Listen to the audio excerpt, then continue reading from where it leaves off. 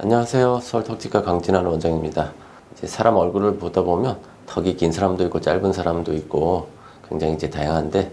이제 턱이 길거나 짧거나 이런 경우에 이제 뭐 양악 수술과의 관계, 그다음에 이제 왜 그렇게 생겼는지 그 부분에 대해서 살펴보는 시간 갖도록 하겠습니다. 일단 기본적으로 턱이 길어 보이는 경우는 이제 뭐 두 가지 정도 이제 생각해 볼 수 있는데,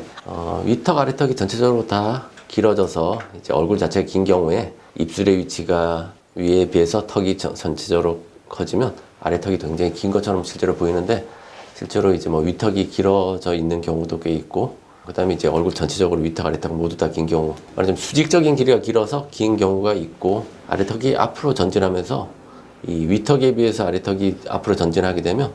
굉장히 돌출되기 때문에 상대적으로 이제 이 옆에서 보는 모습이 굉장히 길어지는 그런 이제 두 가지 형태로 이제 긴 턱을 살펴볼 수 있을 텐데, 두 가지 부분을 외형적인 외모,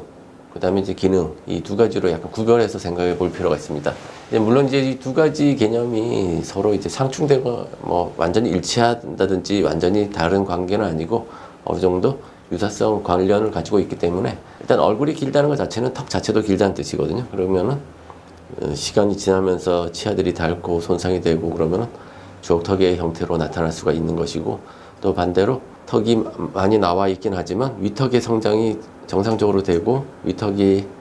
교정을 하면서 이제 어금니를 끌어내리고 이러면서 위턱의 성장을 좀 더 하게 되면 턱은 상대적으로 뒤로 가는 효과가 생기기 때문에 또 이제 또 다른 방향으로 또 길이가 변하기도 하는데, 기본적으로 이제 이런 얼굴이 길다, 그 다음에 턱이 크다, 이거는 주걱턱과 턱의 아래턱의 성장이 과다하다, 또는 위턱도 많이 성장해서 위턱의 잇몸이 많이 보이는 경우, 물론 위턱 아래턱을 구별해서 보면 위턱이 길지만 입을 다물거나 이렇게 외형적으로 아래턱이 긴 모습으로 보이게 됩니다. 그래서 이제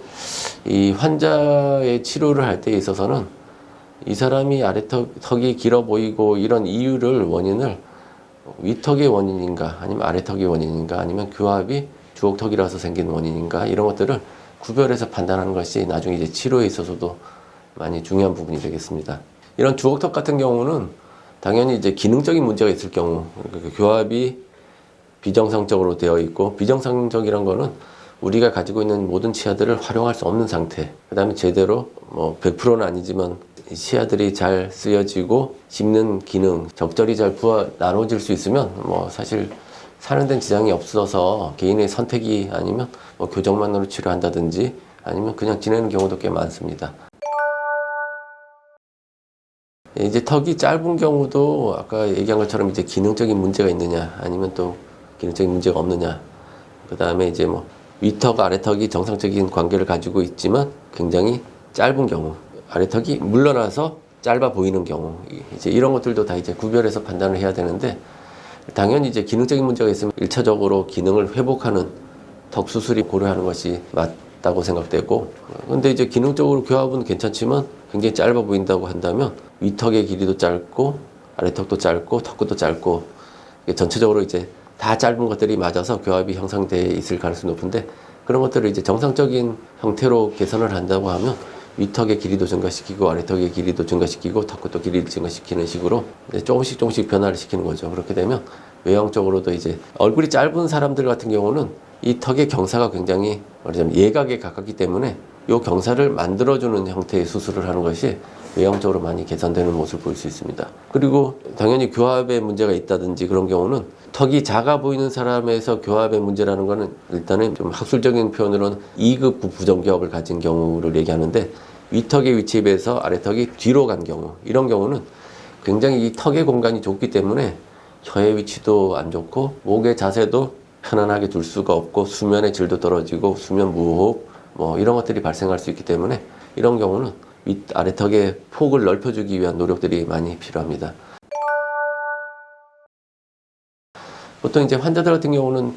평생 그렇게 살았으니까 내가 숨 쉬는 게 불편하다든지 목의 자세가 안 좋다든지 이런 개념을 잘 안 갖고 있다가 이제 수술하고 나면 그동안 많이 불편하게 살았구나, 이런 것들을 이제 깨닫는 경우들이 많은데, 이제 결국 이제 치료의 하나의 중요한 목표가 됩니다. 이 턱이 작은 사람들은 사실 턱이 작다는 것은 어떻게 보면 약간 귀여운 부분이 있기 때문에 약간 나는 턱 관절도 불편하고 뭔가 이제 똑바로 누워서 잠자는 것도 불편하긴 하지만 난 얼굴이 귀여워. 그래서 치료할 생각을 잘 안 하다가 이제 뭔가 이제 턱 관절이 불편함이 있다든지 교합이 점점 더 불편해지고 이러면서 치료를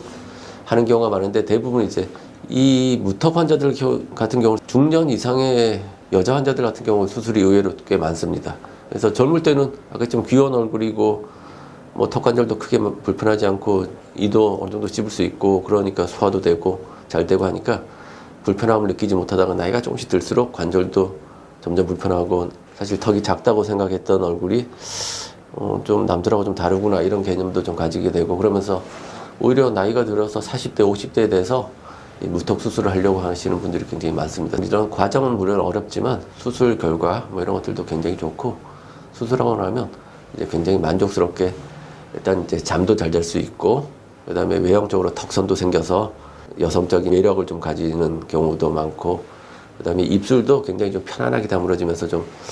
뭐라좀 지적인 느낌 이런 것들도 좀 생기고, 수면의 질이 좋아지기 때문에 이제 뭐 피로라든지 이런 것들도 덜하고, 이제 관절의 위치가 변하면서 관절도 안정적인 위치로 유지시킬 수 있습니다. 그래서 이런 수술은 이 과정 자체는 굉장히 힘들긴 하지만 사실 환자가 굉장히 불편한 부분이 있다든지 명확하게 해결하고 싶다고 하면 굉장히 좋은 이제 치료법이 될 수 있습니다. 물론 이제 무턱 중에서도 아까 했지만 턱끝이 굉장히 짧아서 교합도 정상이고 이런 경우도 있거든요. 이런 경우는 턱끝의 길이를 늘리는 식으로 이제 수술함으로써 턱끝 자체가 증가되고 이 턱 밑에 공간이 증가가 되면 이거 자체로도 혀에 이제 편안함이 좀 생기고 숨 쉬는 것도 많이 개선되는 효과도 있습니다. 턱끝이 긴 경우, 이제 근본적인 문제들을 잘 판단하지 못하고 저희가 이제 가끔 보다 보면 무턱인 환자를 사각턱 수술하고 광대를 잘라서 턱 자체가 거의 뭐 없어질 정도로 작게 만들어 놓는 경우가 있는데, 사실 그런 식의 수술들은 그렇게 좋은 수술은 아니라고 생각되고, 오히려 이런 무턱인 환자한테 사각턱을 치는 거는 나중에 이제 턱을 다시 형성할 때 있어서 굉장히 방해가 되고 턱선도 형성이 잘 안 되기 때문에 너무 쉽게 치료를 받으면 안 됩니다. 이렇게 정확하게 어떤 문제가 있고 골격의 형태가 어떻고 이런 특징에 따라서 적절한 치료를 받아야지만 나중에 이제 후회하지 않을 상황이 될 수 있습니다. 문제에 최선의 해결법이 있고 안 되면 차선을 택할 수는 있겠지만 처음부터 최악의 방법 이런 것들을 이제 선택하게 되면 나중에 결과를 이제 두고 봤을 때 이제 후회가 되는 경우가 굉장히 많기 때문에, 제가 봤을 때는 내가 얼굴이 길거나 무턱인 경우에 가능하면 이제 여러 병원에서 의견을 충분히 들어보시고 잘 판단해서 가장 좋은 방법을 잘 선택하셨으면 좋겠습니다. 좋아요, 구독, 알림 설정까지 감사합니다.